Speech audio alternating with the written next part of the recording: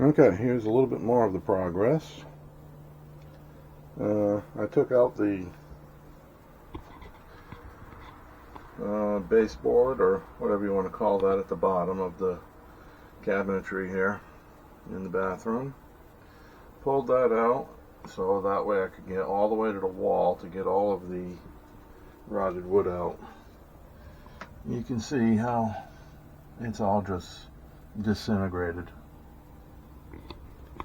And there is where the heat and the water line come. There's the heater line and water for the toilet. The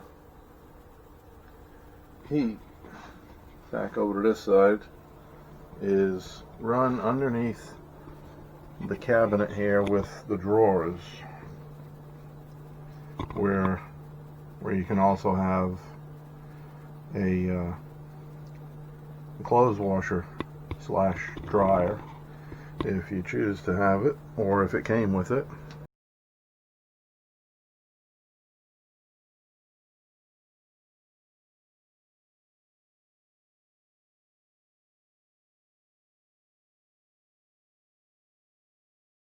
Took all the drawers out so that way I could get to the floor. And not realizing that there was plywood in here already, about 8 inches off the floor.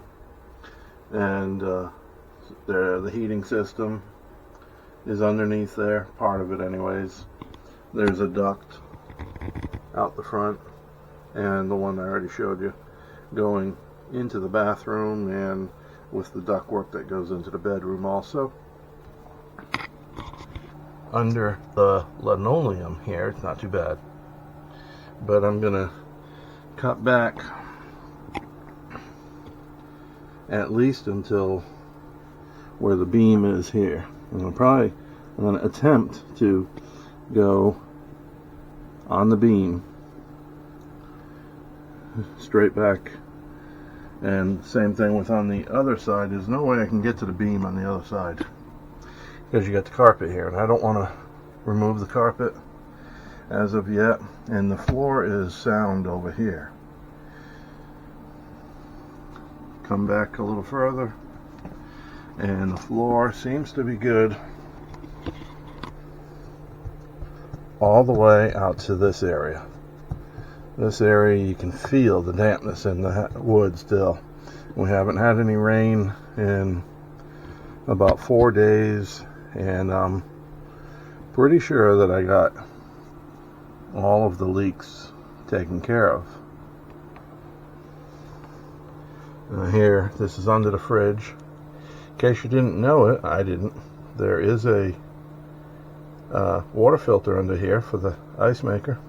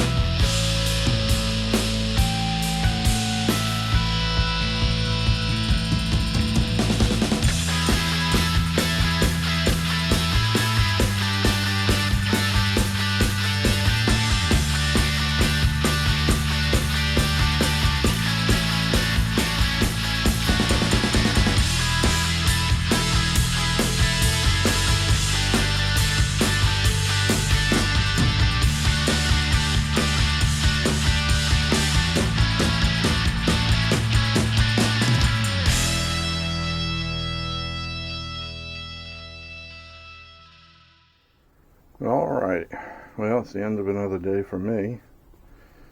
I've worked on it for an hour and a half or so today. A little bit of time. It's just so hot out here that I can't do a whole heck of a lot in one day. So today I pulled up a lot of the haul here out to the middle of the refrigerator, approximately.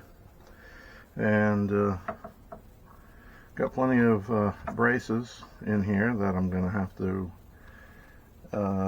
modify or add some more structure to, because these the floors, the way they're originally made, are, I believe they're a laminated wood on one side, wood on the other side, with a styrofoam piece in the center. And I don't know if you can see, you probably can't see that movement, but I'm sure the wood on the underside of this is not in the greatest condition, so I'm gonna put bracing in here, and that'll stiffen the floor up. Can't really step on it in the center, but with all my weight, because it'll just keep cracking it. Anyhow, it's getting there, a little bit at a time. So from my water line going to the toilet, I cut it when I disconnected it from the toilet. You can see it down there, and today I connected a valve to it, Evopex push to connect shark bite style brand push to connect fitting, and it works wonderful. Much easier than getting the tool to connect one fitting up. And it was like 30 bucks for the tool that I saw at Lowe's, where this valve, the push connect valve, was like 10 bucks.